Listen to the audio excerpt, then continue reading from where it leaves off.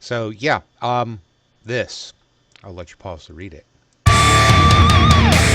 So yeah, if you can't recover the BitLocker key, then formatting is impossible because the write protections are on and the read protections are on and the encryption is on. So rip out the drive, put a new drive in. That's the only option you have around this.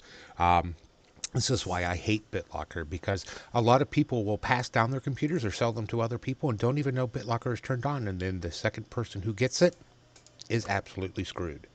So to find out if BitLocker is turned on to your computer, you're going to go into your settings and type in Managed BitLocker, and what will happen is this little box will pop up here. You'll go into here. You should get a screen similar to this, and then from here you can turn it off and on. Now, someone in the past had mentioned that once you turn it off, you can't turn it back on. I've not had a problem turning off and on BitLocker. You just get a different key every time you turn it back on. Don't forget to like, share, subscribe, follow. Link is in the bio.